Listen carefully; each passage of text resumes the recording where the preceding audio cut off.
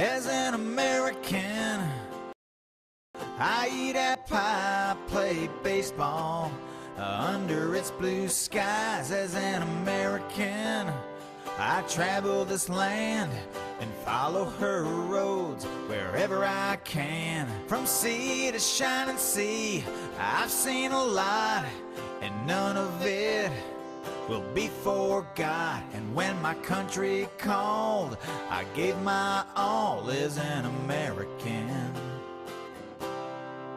I was born into freedom in a wonderful land of mountains and plains, rivers and lakes. Forever American is what I am. A past as rich as any can be. My father's worked hard to give this to me. I love this place I come from.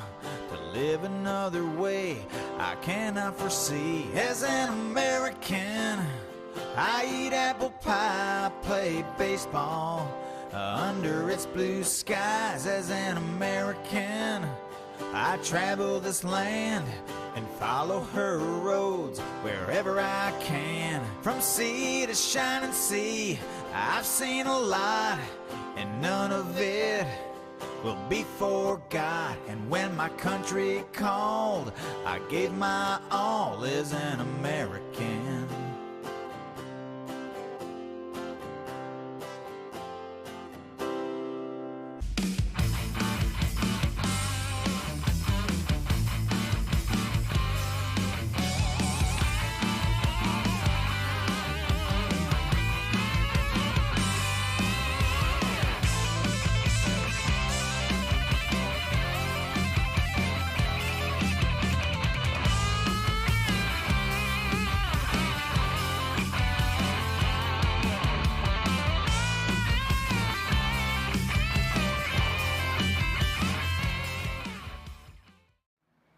Well, good evening. Welcome to Real News Live. Glad to have you guys here with us tonight. Hi, Rodney. Hi, Debbie. Hi, Michael. Hi, Karen. Hi, Nathaniel. Hi, Nana. Hi, Richard.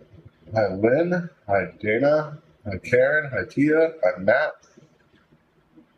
How you guys all doing tonight? Hit the share button. Of course, get us out there as far as possible because, we like to be shadow banned here from Facebook because that's just what they do to us. Hopefully everyone's having a great day, though, as we're going out here on Monday, the 25th.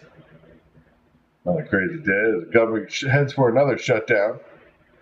What's that mean? And who's going to hit? And what's next? Questions are out there. Federal government's heading towards a shutdown that will disturb many services, squeeze workers, and royal politics as Republicans in the House are fueled by hard right demands for deep cuts, which we do need deep cuts, let's be honest. We're spending more money than our government can handle. And deep cuts are needed. Forced confrontation over federal spending, which of course, federal spending is out of control. While some government entities will be exempt from Social Security checks, for example, they will still go out. Other functions will be severely curtailed. Federal agencies will stop actions deemed non-essential. Millions of federal employees, including members of the military, won't receive paychecks. But I think the cuts are most definitely needed at this point. We have a debt that's a problem. It's a rolling debt at this point, and it's not going to stop anytime soon. So it's time we buckle our belts and tie up our shoes and get to moving. Debt ceiling is definitely out of control as we watch our federal deficit grow year after year. Of course, Biden saying he saved $1.4 or $1.5 trillion. Where did he save that money? Because the debt ceiling had to be raised again, and now, of course, they don't want to agree with a trimmed down budget. They don't want to work with a lower budget. I mean, it's crazy. I think the shutdown is necessary at this point. That the government needs to realize that federal agencies like the FBI are spending way too much money, IRS, 78,000 more employees were not necessary. America's in decline. That's not the only sad thing. It's the first of thousands of residents are now returning home and destroyed by the deadly wildfires in Hawaii. today, the first of thousands of residents who lost their homes in the wildfires destroyed in Hawaii are returning to devastated properties today, some stopping for a moment to reflect on others searching for mementos among the ruins. This is truly tragic, and they're just now being let in. It's sad. I mean, it's people are waiting anxiously for this day as they're gathering outside the burn zones. People who haven't been here since the fire has taken back the amount of an extent of destruction. It's pretty sad. People are finally being able to return their properties since being evacuated. And these burn areas were off limits as workers supposedly cleaned up the area, but still no sign of what started the fire. Of course, it's still blaming it on grass and power lines. Who knows at this point? Because the government never let anybody in to see what actually happened. Footage that we did get out of there was, of course, footage that wasn't supposed to exist. Luckily, only 97 people have perished in the fire, but more than 2,000 buildings have been destroyed, most of them homes. A lot of survivors had to jump over a seawall and shelter in the waves as the hot black smoke blotted out the sun. Officials are still urging returning residents not to sift through the ash for the fear of raising toxic dust. And that's a pretty disheartening thing, but the thing is, a lot of that dust will contain fine particulates that are going to be very hazardous to health. We already know that. Of course, that's supposed to be what they were cleaning up for the last month, but I don't know, of course, what they cleaned up if the fine particulate of asbestos is still widely available on the island. They're allowing residents to go back now, but they weren't allowing them to go back before.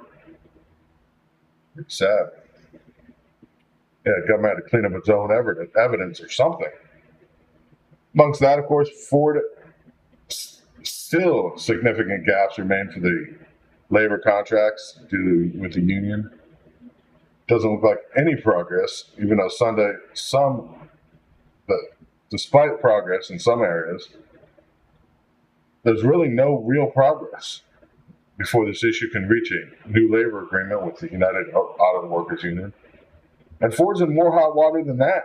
I mean, Ford has suddenly paused massive EV battery project that, of course, have serious ties to the CCP.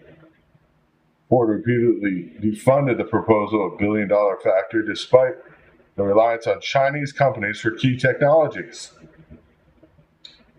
The U.S. auto manufacturer Ford announced Monday that it would pause construction of a multi-billion-dollar plant in Michigan involving a Chinese electric vehicle battery company. Oh, wow, they were willing to pay the Chinese, just not our own citizens, to work for Ford. Now the truth comes out. I mean, of course, the pause of work and limiting spending on construction on the project. Of course, Ford saying they haven't made a final decision about the planned investment. Ford announced the ceremony ending earlier this year that would invest $3.5 billion to build the plant in Marshall, Michigan, along with its Chinese counterpart. This is ridiculous. U.S.-based companies now basically bowing to China and allowing them to, of course, manage their own facilities here in the United States. Of course, when this information got out, Republicans, including Glenn Youngkin, opposed the plan over Chinese potential influence and the plan and argued that Chinese Communist Party would have full operational control over the technology, which they would. It is just ridiculous watching this all unfold. Of course, as information comes out, we're finding more and more companies are relinquishing control. And a reckless deal that is hurting the American economy more and more. It's devastating. Of course, the Biden administration thinks, who cares about the homeless, even though they keep talking about it and everything else. Biden announces $1.4 billion to improve rail safety and boost, of course, capacity in 35 states. Not worried about citizens, but giving money to private companies. Once again, the rail industry is not a federal industry. This is a private company. If the rail companies are not keeping their lines safe with safety and boost and capacity, why would they be getting roughly $1 billion or $1.4 billion of American money to make American rail safer when they're not American rails? First of all, Amtrak is not American. It's owned by Americans, but it's not a federal company. This is ridiculous. I think more restriction needs to go in place, of course, for trains carrying hazardous chemicals, because the derailments and fires are because of lack of maintenance by Norfolk Southern, and that's their fault. That's, of course, not safety concerns that the United States should be paying for rail infrastructure when it's a private industry. We haven't fixed the bridges in the United States or the water crisis that's happening around the country. It's not just one or two towns now. Even my local town here in Broward County reporting heavy metals within the water. I mean, it's happening everywhere as water systems start to degrade over years of usage. They're well up past their lifespans in many places. Now people, of course, can't drink water safely, but yet we're worried about replacing railways, not fixing bridges, not fixing roadways, not helping the average citizen, but making sure we spend billions of dollars fixing track. Pretty sad as the song unfolds. And the ridiculous part is it's just beginning. Clinton, of course, and Democrats are warning Putin will try to meddle in the 2024 election. Have we heard this before? Yes, we have. Democrats always claiming somebody's meddling in the election until they win, and then all of a sudden there's no way fraud could have occurred. Our election system is sound. We hear it day in and day out right now, as Trump is, of course, being charged with meddling or trying to change the election by going to federal court and claiming that there was fraud in the elections. Now Democrats are claiming fraud's going to be possible in 2024 once again, saying that Putin's going to meddle in the election and try to interfere, and that I fear that Russia has proved themselves quite adept at interfering, and if he has a chance, he'll do it again. First of all, there was no proof Russia even meddled in the last election. Just saying this is just ridiculous at this point. Clinton said the U.S. does not talk about Russian interference in the nation's election enough, even though, of course, when meddling in an election happens and a Republican questions it, they get charged. They get charged and, of course, charged again in every court possible, trying to make sure a Republican can never run again. But Democrats can question the vote without a question, without even being batting an eye. American public, of course, needs to be sick of this. This equal opportunity for both sides needs to be equal for both sides. Fortunately, it is not. All that amongst Biden, of course, trying to cut down amongst the humanitarian crisis at the southern border as more migrants move across into the U.S. Large groups of migrants continue to arrive to seeking asylum amidst the growing humanitarian crisis here in the United States. Of course, the Homeland Security, Alexander Mayorkas, visited the border this weekend. Nothing really to say about it, but he, of course, visited the border watching the endless crisis.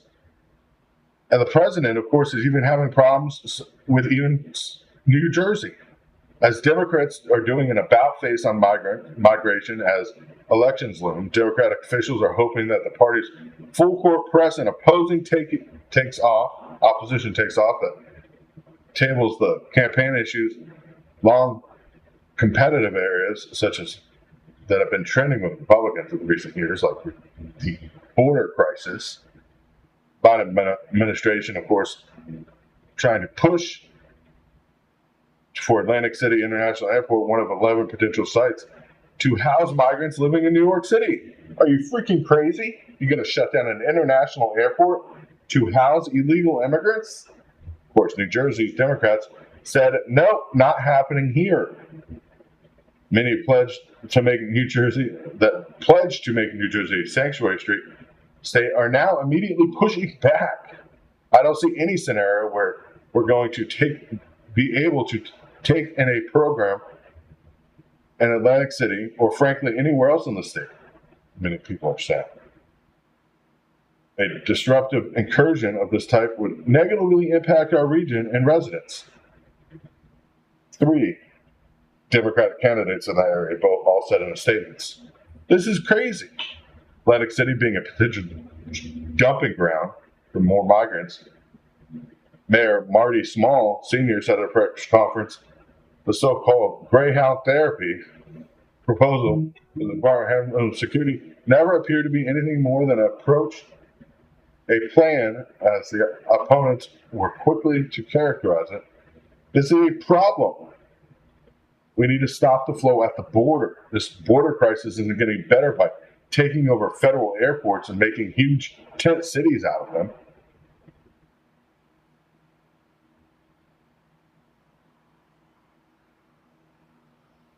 Yeah. Well, here's the thing. I'm not even sure if executive orders are exactly legal. If you go back to the Constitution, the president is an executive branch. He is not in the judicial branch. He's not supposed to make up laws. What are executive orders? Nothing more than a law that bypasses Congress and the House. So I think we need to seriously question a lot of these presidential orders we've seen lately. It's sad but true.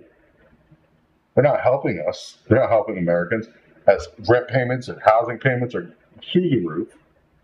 I mean, literally, if you look back to when the Great Depression happened, people were making about $4,500 a year. You know how much a house cost back then? About $4,000 to buy a house on a piece of property. I mean, that income today would be $85,000. Now, that same house today, with inflation, would be around $80,000. So 85,000, 80,000. But of course, that's not true now today. The average wage for Americans is $56,000. The average cost of a house in America over $400,000. Now, you can't say we're doing any better than we've done in the past. Yeah, we may have newer technology and more abundance of it, but the actual level of poverty is higher than it's ever been. When you look at comparisons from the Great Depression to now, I mean, gas even comparisons for that, it would equal pennies compared to what we pay now. $1.50 something a gallon is what we should be. If we were in the Depression stage, that's when gas was at an all-time high back then. This is scary. Look at the impact that's happening. And of course, we're not feeling the true impact now. We will, as of course birth rates have dropped drastically in the United States. And of course, those are following for several years. We're going to have major impacts coming up. As less people are being born, less people are going into the workforce, more people are retiring, of course, affecting the cycle. You can't destabilize a population like that from the bottom to the top. I mean, you're taking the bottom of the population out, people that are going to be working and going into the work field, and expecting nothing to happen. It's going to be a collapse of epic proportions. Watching the US dollar lose its value, everything else that's unfolding. And of course, we can go into the Russian war and say Ukraine's doing great again. As you know, of course, the first when Abrams tanks are arriving in Ukraine, and they did an amazing job. I'm not going to hit top or Ukraine on this, but the Russian Black Sea Fleet, supposedly 34 killed in the missile strike in Crimea from Ukraine. That's awesome. They did an awesome job. If this is true, but I have a question about it. If this is true, then why is Ukraine using drones, homemade, like cheapy drones you can go and buy in the store, with duct tape, illiterate, and bombs to attack Russia? That's what they're at this point. Ukraine does not have any drones left. They do not have many missiles left. So they're using low-cost ways to, or improvised weapons, which are cheap, off-the-shelf drones that are $100 a piece, some duct tape, and a bomb. Why would they be doing that if they have missiles that could easily target inside of the major port and cause major damage and kill the high commander, which I don't believe happened, but it's a joke. It is a joke to say this actually happened. If you have to send drones that you can buy for $100 in the store with duct tape and a bomb on them to attack your enemy, you're in a very poor state of war. Of course, that's where Ukraine's at, but yet we're claiming they're not. Federal funding is, of course, going to Ukraine every day, increasing day after day. Ukraine president still asking for money. They should be rich by now. That country should be rich. They've had several times their national budget every day. I mean, it's ridiculous. And the U.S., of course, isn't done there. The U.S. is offering Poland a loan of $2 billion to modernize its military. We still have serious problems here in the United States. Why are we giving out more money? If they cared about the American people at all, a lot would be happening different. Unfortunately, our government is no longer for the people, by the people. Until we stand up and get this changed, nothing is going to get better.